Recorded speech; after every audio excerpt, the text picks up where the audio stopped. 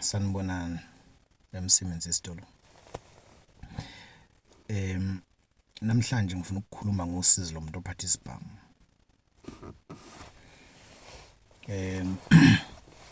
Yini yenza ukuthi ngikhulume ngosizo lomuntu ophatha isibhamu?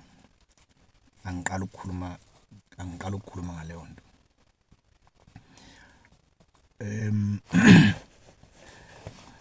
Phambilini ngake ngakhuluma ngobunsizwa. Ubunsizwa besikhathi samanje noma ubunsizwa ukuyibona osebumukelekile manje. Ngidala ngesikhathi sobaba bethu nangesikhathi somkhulu nangesikhathi sobaba bethu abantu babengenawo kakhulu ama-responsibilities afana nawamanje. Ngalezi izikhathi umuntu ngezikhathi zomkhulu bethu nangezikhathi zokhokho bethu laba abazali omkhulu, hayi okhokho bakudala, okhokho bethu laba abazali omkhulu. Mina nje ngizalo usikhuni mina. Usikhuni uzalo umfohloza. Umfohloza uzala udiliza. Odiliza ke lesi sizukulwane nje lesi esizala omkhulu bethu. So abantu abaphile ngomnyaka not very far. Obaba nje abaka 1939 40 kusho ukuthi obaba babo abala ku mhlambe ko 1910, and then lesi sizukulwane engikhuluma ngaso mhlambe abantu boku 1890 1870 ngekhathi nje zempi yaseSandlwana kuyale. Ngalezo ikhathi insizwa in fact before the discovery of gold in South Africa, ngoba ngesikhathi igolide lingakabukhona zingakavulwa imayini, insizwa zayingasuka emakhaya ziyosebenza. Ukusuka kwabantu beyemakhaya beyosebenza isikhathi esiningi, not only that, kodwa isikhathi esiningi kwaba ukusuka ngoba kukhona igolide, abelungu sebediscover igolide ey'ndaweni ey'hlukene, nama platinum and all those mineral resources. So kwase kuba naleyo flock yokusuka kwabantu emakhaya baya eMagoli ke kwase kwenzeka lento siyenzeka manje. Ngalezi izikhathi insizwa yayizalwa insizwa ikhule izibe endala ibe yikhehla ingazange ihambe nje yosebenza, kodwa uthola ukuthi iganwe ngabafazi abawu4, iganwe ngabafazi abawu6. Yayikhona indlela yokusebenza, hayi leyo kuyosebenzela umlungu. So ama-responsibilities abo ayingafani nawamanje. Ngisho ukuthi ke qala wawukwazi ukuthi izingane zakho zondleke kodwa ungazange uyosebenza, futhi mushona kuqala izingane zakho zayisala zikuthola ukukhula noma ukondleka mawushona. Namanje kuyenzeka kodwa akusafani namanje. Kuqala ngalesa sikhathi uma wawuyinsizwa abantu babengafundi kuqala. Azikho izinto zokuthi kufanele beye emsebenzini, kufanele behambise izingane esikoleni, uthola ukuthi bahlala emafletini. Uma kugula umama ubaba makugula ubaba sekufune manje kufuneka lo muntu ozohambisa izingane esikoleni and all that. Wonke lawo ma responsibilities ayengekho. Well ayekhona kodwa awangalezi izikhathi, kodwa nakho la engikhona. Kuqala umuntu mayefuna ukubonakala ukuthi uyinsizwa wayebonakala ngokuthi ashaya insizwa ngalezi izikhathi. Uma nje ufuna ukwaziwa nje ukuthi usibani bani uyinsizwa ingoba ishaya umuntu, ashaya insizwa iginqe phansi, mhlawumbe ayishaya iphambana uhlangothi or ayishaya. Kodwa nje kuqala kwakwazeka ukuthi umuntu uma eyinsizwa ufuna ashaya insizwa. So yakhula ke leyo nto yazi yafika la kuthina abanye bethu, kodwa abanye bethu bahamba babona ukuthi hayi khona lobu bunsizwa lobu abusafuneki esikhathini samanje. Uyazi nje mawungabuza le genge edlala induku le genge edlala induku iyazi ukuthi emgangeleni kusuka ngcwekwa noma ungafa emgange washaya insizwe ife emgangeleni akekho ukuvulela icala ngakithi nje iningi insizwe zafa emgangeleni nobhuti weli ke abanye babejunywa phela beshawa umgangeli suphelele kodwa uma nje ningcweke emgangeleni yashaya insizwa yafa noma yashaya insizwa guqana uhlangothi akekho oboshwayo lapho uyayikhothisa nje mayingavukanga njalo ifile ngoba ibingekho inhloso yokubulalana. So ke lobo mtsizwa manje abusasebenzi nje manje ngoba ngisho emgangeleni ukuthola insizwa zilwe emgangeleni zishana emgangeleni ebese enye ibona sengathi kwenzeka ihumiliation kuyona ebese ivele uthola ukuthi nesibhamu ebese ilandela lo mfowini noma esehamba ntamba mesebheke kubo noma esekhweni lakhe noma eseyaphi esesuka la emgangeleni imlandelela nje ukuthi uyishayele emgangeleni ifika imdubula imbulala ngenxa ke yalezi ibhamu esezikhona njengamanje. Namhlanje kunomuntu ongathi mayishona manje mhlawumbe kunensizwa nje engathi mayishona manje impilo yezingane zayo ivele ishintshe completely ibe to the opposite direction thola ingane beyiphila kahle kodwa make kwashona yona uthola ukuthi impilo yezingane nje kusezovela kunje juqu impilo yezingane kuzoje juqu lokho kusho ukuthi sesinama responsibilities amaningi manje maningi kakhulu. Kuqala bekuthi umuntu mayeshona bayazi bekuthi insizwa mayishona thola insizwa iganiwe ishona insizwa ngendlela eshona ngayo ebese izingane mhlambe kube khona umfowabo emndenini ozobheka umakoti mhlambe ebheke nezingane futhi phela kuqala kwakwazi babekwazi ukuthi kuthathwa ingane iyofakwa kule yandlu emndenini ithathwa ingane iyofakwa kule yandlu ngokusemthethweni uma nje mina ngithathwa ngiyofakwa endlini kababa omncane kuthiwa sengumfana wakhona ngiba ubhuti wakhona izingane ezalo ubaba omncane zamantombazane maseyilotho maye ngekho ubhuti ngoba isikhathi esiningi umuntu wayifakwa endlini ethile ngoba uthola ukuthi abafana bekho khona so izingane zakhona ayinayo umuntu ezizothi ibhuti kuyena akekho umuntu ozokwenza imisebenzi yobufana noba yobunsizwa kulelo gceke so kuleyo ndlu leyo so wayifaka umuntu angene nje athi khaxa kwesinye isikhathaza kakhulu umuntu ezebe ubaba izingane zazi ukuthi ubhuti wazonqo naye azi ukuthi ungwala ekhaya azi ukuthi uzalwa yilo mama lo. Mina nje ubaba ozala mina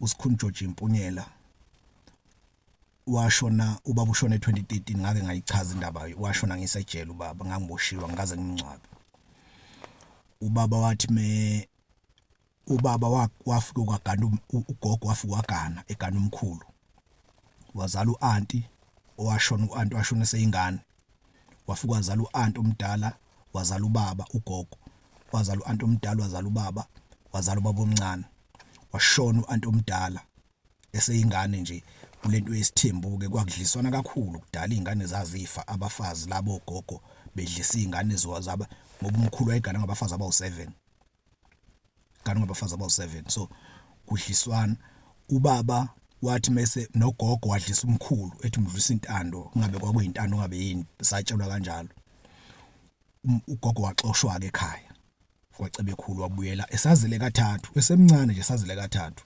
wabuyela kubo kwaManqele eBuxton so ubaba wafakwa kwenye indlu ubaba omncane ke wele wabuyela wahamba nogogo ngoba esemncane kodwa ubaba wami wafakwa kwenye indlu kaMahloko wazazi ukuthi ukhule namanje nje uanti noma bengasekho naye ubaba kasekho kodwa nathi sasazi ukuthi ubaba ulamana nabo labo anti nabo baba abancane sasazi kanjalo kuze kube manje sesibadala sesifuna nathi umlando bese kuthiwa hayi wena ugogo wakho ngani ubaba wakho wazala so kudala bekuthi umuntu mayishona yakwazi ukuthi izingane zibhekwe zikhule nje futhi ingabi nankingi njengamanje khona umuntu ongathi mayishona izingane zakhe ihluphe kokuqala kokugcina mhlambe iphenduke ibe ngamaphara ngenxa yokuthi uyena obebheka izingane zakhe. Akuselula futhi ukuthi makuthiwa ngiyashona manje kuthathwa izingane zami ekade nginakekela, ngithengele impahla, ngizondla, ngithengele school fees, ngenza yonke into. Thathwa izingane zami ezo4 kuthiwa ziyofakwa komunye wabafowethu emndenini, ziyohlala noma kuhlala. Ngeke kusenzeka leyo nto, akusekho lula, ayisekho lula. Ngenxa yokushintsha kwezikhathi. Ngiyaphika nale ndaba, ngikhuluma ngosizo lomuntu ophatha isibhamu.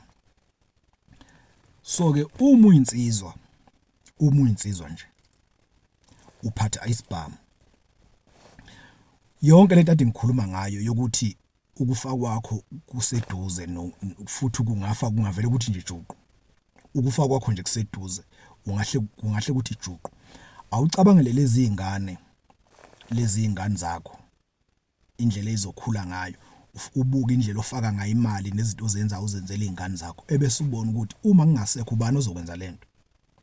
Ngoba esikhathini samanje akekho umfazi kulezi ntokazi zamanje ezigana zincane, akekho umfazi ongavuma ukuthi kube nendoda nje ezokhipha imali njalo ngenyanga iyise inganeni zakho, noma bekuthiwa umfowenu lowo, noma bekuthiwa esikhathini samanje nangendlela i-cost of living esingakhona, noma ngabe kuthiwa uyathanda ngeke kusakhoneka.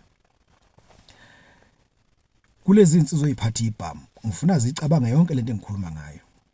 Kulezi insizwa eziphatha ibhamu, ngoba kukhona abantu abaphatha isibhamu namhlanje, abaphatha ibhamu namhlanje abangasiyeka, abanaso isizathu esiqinile esisolid sokuthi kungani kufanele ngiphathe isibhamu, kodwa bayigodlile zila, bafuna ibonakale ibhamu ukuthi bayiphethe banazo. Ngahlala kakhulu nezinsizwa ngaphakathi ezaboshelwa nje ukuthi zayisondelene nesibhamu. Ngahlala kakhulu nezinsizwa ezayiphatha ibhamu okwasekungelula ukuthi ziyeke, ngoba lokho akufanele sikubalekele. Singakhuluma ngosizo lomuntu ophatha isibhamu, kodwa njengamanje kunezinsizwa eziphatha ibhamu okungaselula ukuthi ziyeke. Kodwa khona zingayiyeka, kodwa khona umuntu ongaselula ukuthi asiyeke isibhamu ngenxa yezinto asezenzile ngaso nangendlela aphila ngayo, khona ungaselula. Bese kuba khona ongasika namhlanje engabi nalutho, kodwa usiphethe uyoze efefe ngaso noma efele sona, ngoba phela isibhamu sine force of attraction. Isibhamu ngale kokuthi uze kube khona umuntu ozombulala ngaso, uma wasiphatha nje wasifaka la ebese uhamba, ezinye insizwa ayivele izibondolo lo muntu uyazi nasi isibhamu silahlile, ayikwazi phela ayinandaba ukuthi unezingane unani kini kuseselusha noma kuphi, zidibana nawe Soweto nje lokushini, zikubona uphethe isibhamu, zinaso isibhamu esilahlile, zikulahle phansi ithatha isibhamu ngoba ziyabona uma zikubamba uzolo and all that. So ke kunabantu abasiphethe isibhamu namhlanje abangazi ukuthi baphethe usizi. Ayikho into eyiwusizi insizweni njengesibhamu. Abanye mangikhuluma kanje bayibethi bayibethi hayi ngeke ayikho leyo nto. Uma uyinsizwa, insizwa nensizwa kumele ibe nesibhamu. Uma uyinsizwa nje kufuna ube nesibhamu. Insizwa zakithi neniphatha ibhamu, ngisho ba-rank ngisho kuphi, isibhamu asisebenzi. Isibhamu siwusiza empilweni yomuntu. Noma ningababona, uyazi ukuthi khona umuntu oke umbone ukuthi yazi lo muntu lo njobe ephethe isibhamu nje u-right, uphila impilo right, uphelele, futhi he's walking tall. He's walking tall ngesibhamu. Umbone la ukuthi yazi siyamfanele. Kodwa ufune wazi ukuthi uphethe usizi. Kwayena njobe ephethe lesibhamu usizi.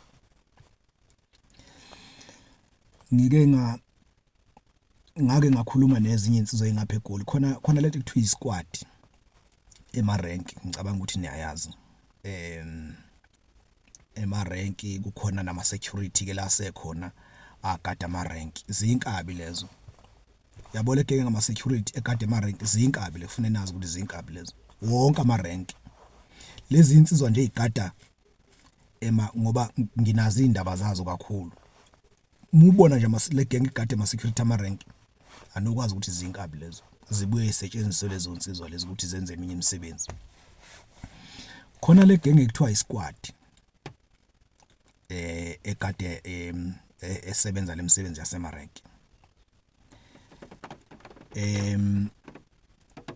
Mawukuthi unobhuti noma unobaba osebenza kwisquad lesi, kufanele wazi ukuthi ubaba wakho usebenza. Well ke abanye basuke ingekho into abangayenza ngoba kufanele ingane idlile, kodwa ufune wazi ukuthi lo bhuti wakho noma lo nami nginayo igenge esebenza komagoli esebenza kuzikwadi. Awukho umsebenzi owusize njengaloya. Uma ninobhuti noma ninobaba wenu osebenza esquadini, anikuthola ukuphumula. Anikuthola ukuphumula uma ngaphandle ke manje ngazi, kodwa labo nje abazi ukuthi lo msebenzi wesquad ubucayi kangakanani, ngeke nikuthola ukuphumula uma ubaba wenu noma ubhuti wenu esebenza lo msebenzi. Ngake ngakhuluma nenye insizwa yakhona ngapha kwaNongoma ingichazela nje lo msebenzi isebenza khona esquadini nayo. Ngiyawuchaza ngelinye ilanga in detail. Uma sengibuza ukuthi manje kodwa mfethu ngoba uyayibona lento uthi inzima kangaka, yindaba ungawuyeki lo msebenzi ubuyele erenkini ushayele udrive, ngoba phela wena udriver wena. Angithi vele baqala bengodriver bamatekisi. Uthi ke ayingeke kusalunga. Uma ngingayeka manje kungaphoqa ukuthi ngiyohlala ekhaya ingane bese idlana, ngoba uma ngingabuyela eTexini, uma ngingayobuyela ngiyodrive itekisi ngingafika ekseni. Uthi ngeke kusalunga ngiyeke manje. Into engangiyekisa ukuthi ngiyeke ngihambe ngiyohlala ekhaya bese idlana ingane zami. Ngiyoke nguchaza ngelinye ilanga, kodwa nje ngisafuna ukuchaza ngosizi lomuntu ophethe isibhamu. So abantu mabephethe ibhamu ningabajabuleli, impilo nje yomuntu osuke ephethe isibhamu, noma ubuhamba ngemonto enhle labahamba ngana, impilo yomuntu osuke ephethe isibhamu ungajabule uzuyihalele ufise sengazi ukuthi nawe ungaphila le yampilo uphathe esakho na isibhamu, ungayihaleli, akuyona impilo. Ngizokhuluma ngempi yezinsizwa zakwaBiyela nezakwamtshalo ubuka.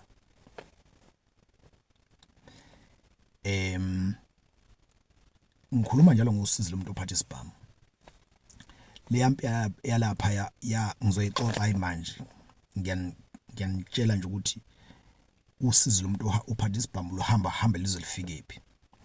Le mpi yalapha kwaBiyela obuka kwesakaBiyela nezinsizwa zakwamtshalo yaqala kancane,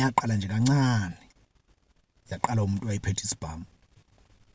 Into in fact yaqala kulobu umsizwe engibushoyo, ngoba insizwe ezaqala lempi hayi futhi ukuthi abantu abangazani nabantu abazanayo nje oyakwamtshalo yakwaBiyela, into zaqala ishayine ngenduku. Emva kwalapha impi yayisibhanyini yadlebeleka impi yaze yahamba cishe nabantu abawu40. Ngizobabala futhi mase ngikhuluma lolu daba. 40 wabantu bangaphezulu futhi ka40 abantu abafayo lapho ngosizi nje lomuntu ophathe isibhamu. Kulezi zikhathi zamanje insizwa zakithi siyafa, sibulawa izifo, siyagula. Kulesikhathi samanje siyafa, siyagula. Kukhona sivika sigula siphethwe i-HIV, ingculazi. Siyagula, siweak, impilo zethu zincinciki. Kukhona ucancer, kukhona uBP, kukhona ama-car accidents. Vele siyafa insizwa zakithi, kodwa yini yenza ukuthi sisheshise thina ngezibhamu? Yini yenza ukuthi sisheshise? Ngoba lento ngiyikhuluma ngoba awekho amaphoyisa angaqeda ukubulalana kwabantu ngezibhamu, ngeke. Noma uhulumeni angaqasha amaphoyisa u1 million manje la KwaZulu-Natal, umgwaqo umuzi nomuzi, istradi nestradi kube namaphoyisa, kodwa ngeke beyeke ukubulalana abantu uma bengatsheliwe ukuthi yeka nokubulalana. Noma uma inkinga ezenza ukuthi bephathe ibhamu zingaxazululiwe ngeke. So ngiyanicela insizwa zakithi ukuthi akube ukuthi silwa nokuthi sibulawa ingculaza, akube ukuthi silwa nokuthi sibulawa ikhensa, akube ukuthi silwa nokuthi sibulawa o-BP, kodwa ake siyeke le yesibhamu, sinciphise umthwalo wezinto esilwa nazo, ngoba uma siyeka le yesibhamu sinciphisa it's minus one trouble, and then sifocuse kwenye futhi. Abanye ke ngeke bengizwe mangikhuluma ngendaba yosizo lomuntu ophatha isibhamu. Ngazi insizwe eziningi esezashona zibulawa nje ngenxa yesibhamu. Ukufa kwazo okwakunga-avoideka nje kuphela ngale kokuthi kuze kube ne-energy eningi elahlekayo. Ukufa kwazo kwakunga-avoideka kalula kakhulu. Ngakube namhlanje ziyaphila. Nami nginaye umfowethu, nginabo abafowethu abafa ngesibhamu. Abanye babo ukufa kwabo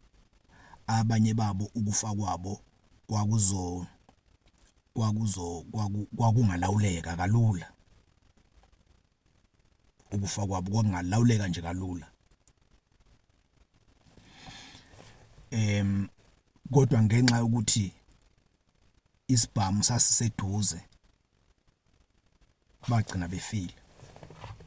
Ngoba uma uphethe isibhamu, ingane zakwethu, uma uphethe isibhamu ebese uxabana nomuntu kanti mhlambe nawe usiphethe isibhamu, noma ungathi let's say uhamba ngemoto seniyaxabana nalo muntu, mhlawumbe usufuna ukuyingenela emotweni yakho uhambe, kodwa ngenxa yokuthi ubonile ukuthi uphethe isibhamu, mhlawumbe sisemotweni, uzoyitshela ukuthi wena ungena emotweni uthatha isibhamu ufuna ukumbulala, avela kubulala.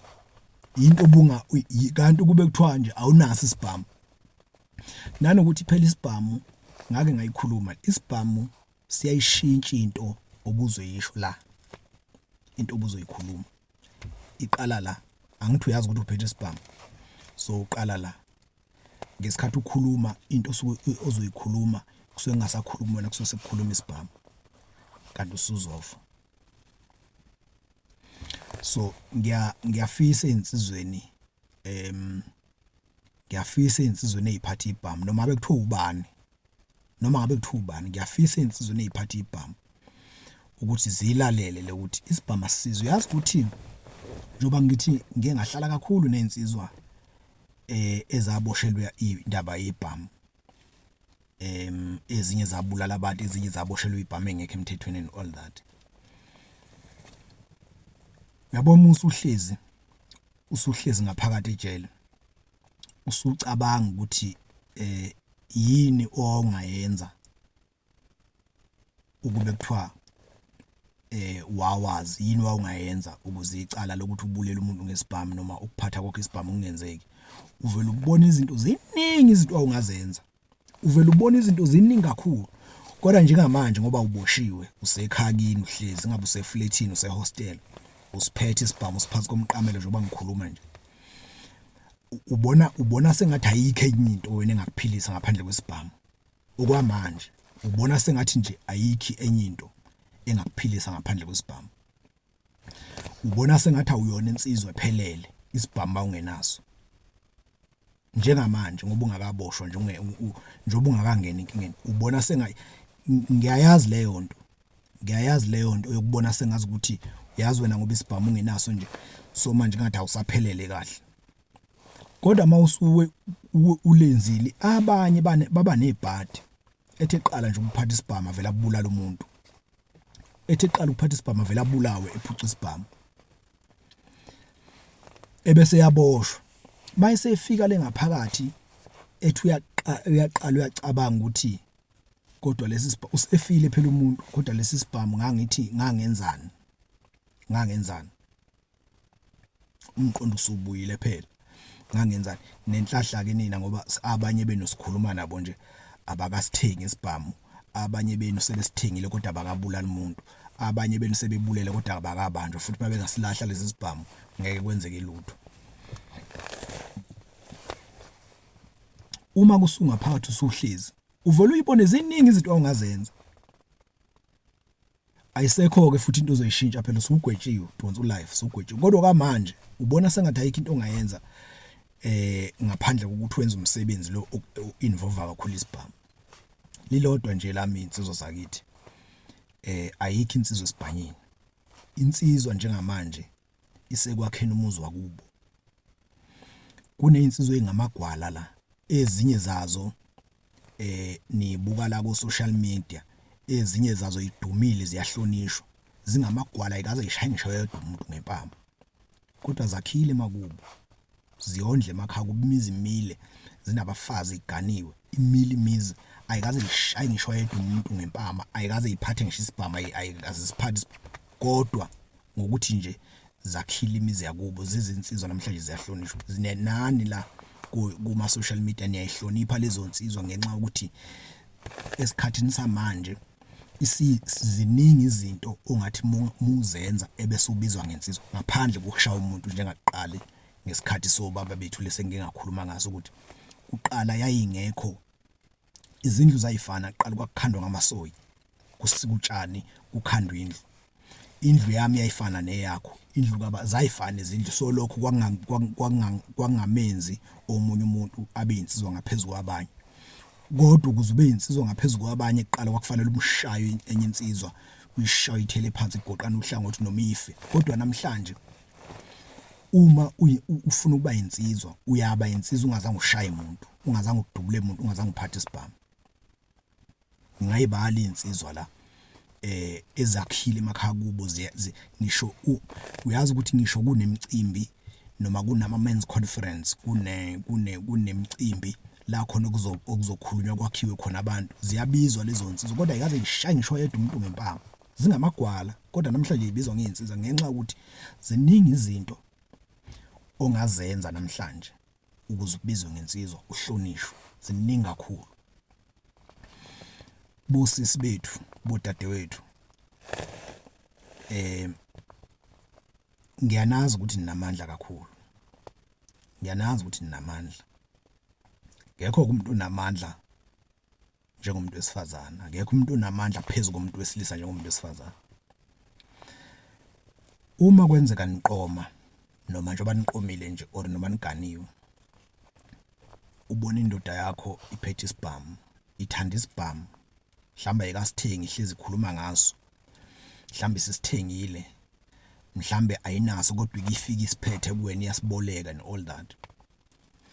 Ungacabanga ukuthi leso sibhamu sizovikela wena or sizovikela yona. Kodwa kumele wazi ukuthi leso sibhamu kuleyo relationship yenu silethu usizo. Ngeke sivikele wena nezingane zakho, ngeke sivikele ubhuti lo othandana naye noma umyeni wakho. Silethu usizo isibhamu. Ayikho enye into elethwa isibhamu empilweni yomuntu ngaphandle kosizo. Ayikho. Ayikho insizwa engakhomba izinto ukuthi mina njoba nginjena nje kungenxa yesibhamu ebese kugcina yona. Muphatha nje isibhamu i-life span yomuntu nesibhamu is very short. It's very short. Ngake ngakhuluma ngelinye ilanga ngeinsizwa zangakithi emakhaya not ngakithi kwaNongoma sengisho nje emakhaya insizwa zasemakhaya esencane ezisuka emakhaya ziye eMagoli ziye eMathekwini ziye koMpumalanga ziyofuna imisebenzi. If zifike angithi mawuhamba emakhaya kuyayithwa abafuni bathola phambili. Ufika uthola abafowenu laphana aba wrong. Uzobafica impilo yabishesha bese ufika uthi ungena uthi khaxa kubona bese bekufaka kulempi 6 months down the line usuphansi emhlabathini. Ngapha ekhaya kuyakhalwa angithi phela bengingakaziwa nanokuthi wena uphatha isibhamu. Ngapha ekhaya kuyakhalwa kukhalwa ngokuthi ingane kaSibanibani yaba nebhadi yasuka emakhaya iyofuna umsebenzi nje. Akuphelanga ngisho unyaka iseMpumalanga, akuphelanga ngisho unyaka iseGoli, akuphelanga ngisho unyaka bafike bayidubula abantu. Kanti ingane yafike yaphatha isibhamu. Angithi phela iyathi mayengena kulento yabafihlela abafowabo labehlala nabo. Yabafihlela abantu abangahle bethathele indaba beyisemakhaya. yabo lapha ngakithi kwaba nenye insizwa eyake yagwetshwa sethuka nje sonke igwetshwa sezwa nje iqhamuke egoli kuthiwa usibani bani usegwetshiwe. Hawu yini kwenze njani?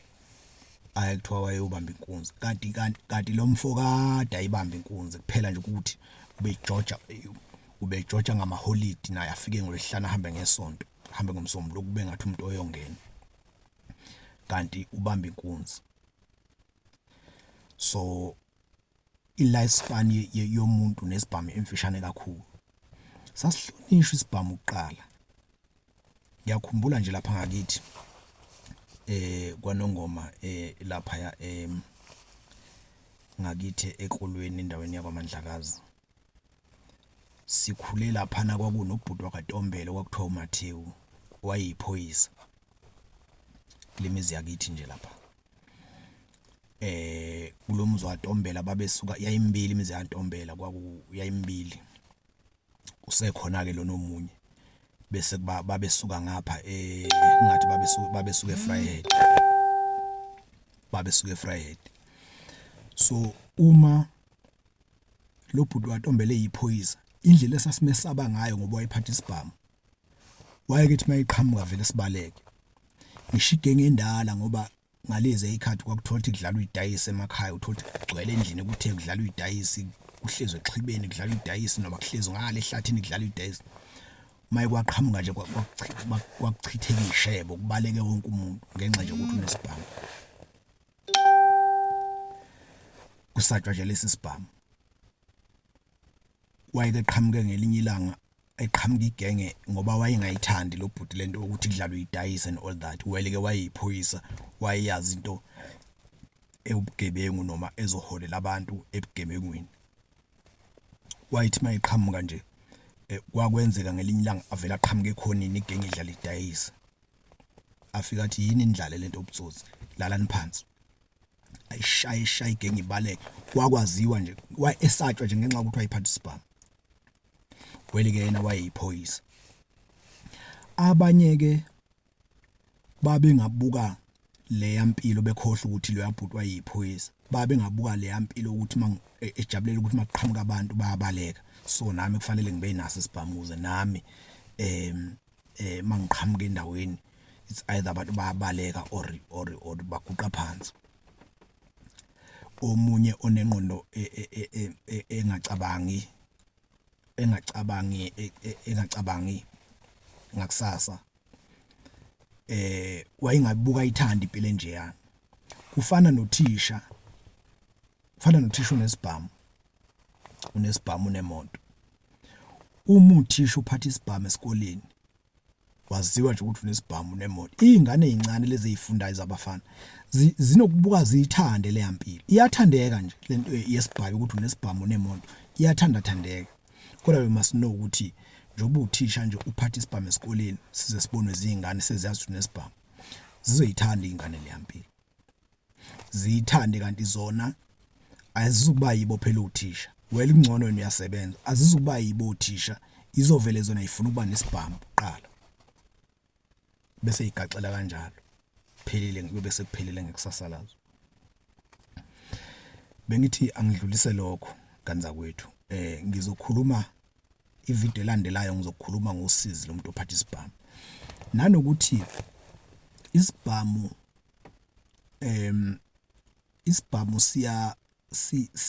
ungasiphathi isibhamu kuyakuphephisa ezintweni eziningi. Ungasiphathi isibhamu kuyakuphephisa ezintweni eziningi. Khona la okubone khona ukuthi yazi la kube kuthiwa bengiphethe isibhamu ngabe sengenza umonakalo la. Ngabe sengenza umonakalo. Uyabo nje lapha ngakithi khona insizwa ngakithi ngangakhuluma ngayo. Yayihlala nentombi eGoli.